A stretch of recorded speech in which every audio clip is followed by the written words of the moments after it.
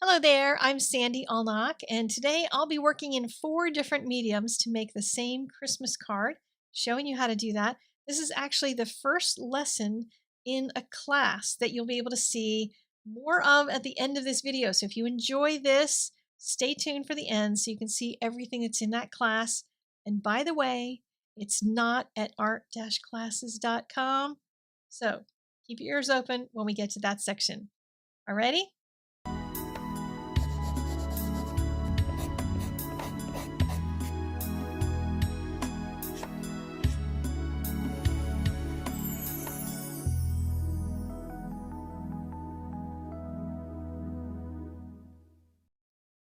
To create these beautiful trees, it's very simple. We're going to make some stripes out of a pigment going from a dark to a light and then do some line work on it. Really easy, right? So I'm going to start with Canson XL and some water-based markers. And after I finish that, I'll show you some other mediums, how you can create the same thing.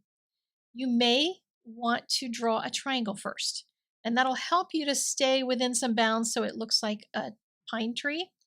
And doesn't matter what size, whatever size your card or your paper or your project, whatever it is going to be. And I'm using these markers by Sketch Marker. They're aqua markers. And I chose a mid-tone color to start with. And with water-based markers, they're water-based. That means you can use water with them. So once I get all the lines in here, I'm going to add my darks first before I start any blending. And I just picked a dark blue to go with this color. And it really helps if you use a color that's going to be in the region on the color wheel. So you don't want to try to use like a yellow to shade on a blue or blue green like this. But I'm using some water and putting the water down on the right hand side of the stripe and then pulling it to the left. So I'm like pushing all of that pigment over to the left side. And depending on how much pigment you have in there, you may need to keep rinsing your brush so you end up with a drier, cleaner brush because you're going to keep moving that pigment around. Once you're satisfied with all of those colors going across, and I kind of like it when they touch a little bit, almost looks like you've done a really nice swoosh back and forth with a pen and kept that really simple. And then we're going to add some line work to it. Very simple line work. Don't worry. Don't think I can't draw. I can't do this. We're going to just go around the outside edges. And don't worry if it's even or if it's not even. The inspiration for this was a whole bunch of art that I was researching for something from like the 60s. And there was a lot of stuff that didn't align quite perfectly. And it was great. So I just traced around my triangle and around the base of the container for the tree, and then draw just a bare minimum of branches coming out from it. And you can even let those lines spill out if you want to. You don't have to stay within the tree, and put something on top. And if you do an X with a line through it and then put dots on the ends of it, connect them or leave them just floating out there, it kind of has that 1960s feel to it. Just those kind of atomic sorts of design elements that they added. And I just used my handwriting for a sentiment. But you could use a rubber stamp for that. You could do all kinds of different things or just put your sentiment on the inside of the card. So next I'm going to show you how you would do this with watercolor. It's a little tough with watercolor because watercolor is harder to control, but I've mixed up some blue-green pigment. This is cobalt teal blue. And I tried to mix it pretty thin, but you can see I didn't get it super even. That doesn't matter a whole lot. We'll have some opportunities to fix that. And I tried pushing that pigment over to the left-hand side.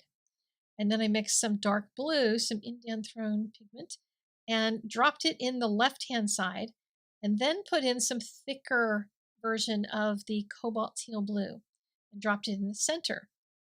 And then all you have to do is rinse your brush and kind of dry it off so you're not adding more pigment and everything to it, and just sort of blend those across the piece. In order to do the same kind of thing with Copic markers, if you're familiar with those and blending them, that's not too hard either. You just need three colors you're going to use. So I'm going to begin with a mid-tone, just like I did on the other one, and just kind of making those lines stop short of the right-hand side of the triangle.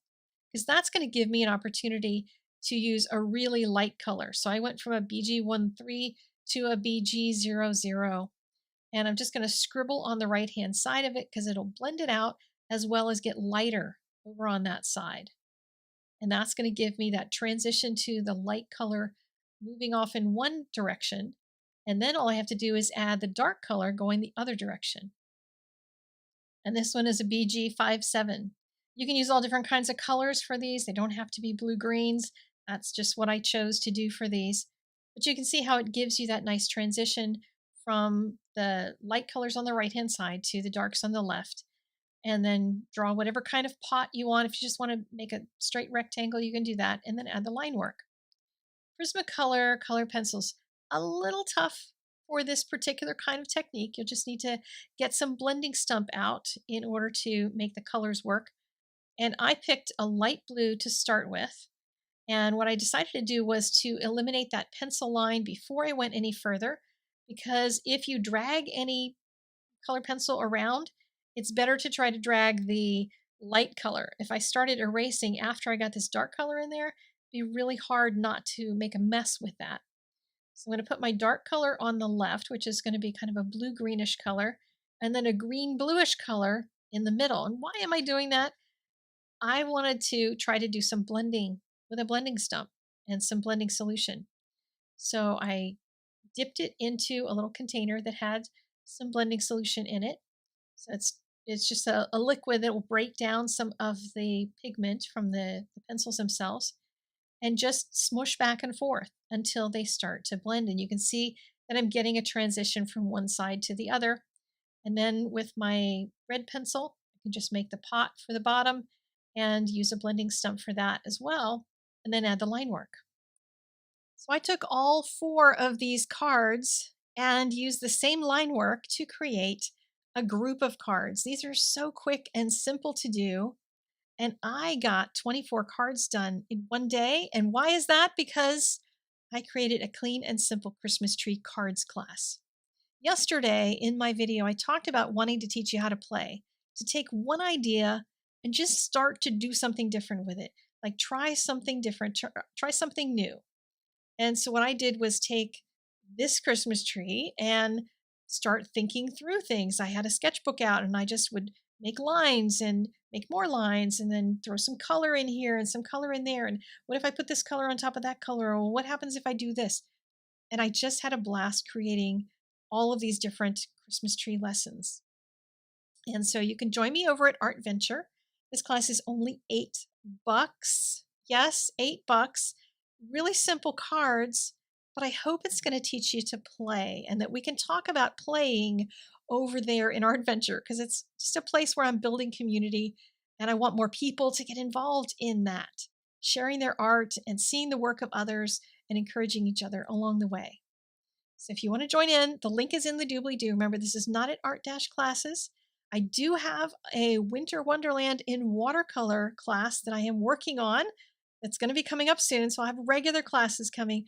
But this one is a special little snack class with just these short videos, and I hope it's going to help you get your Christmas cards going for the year.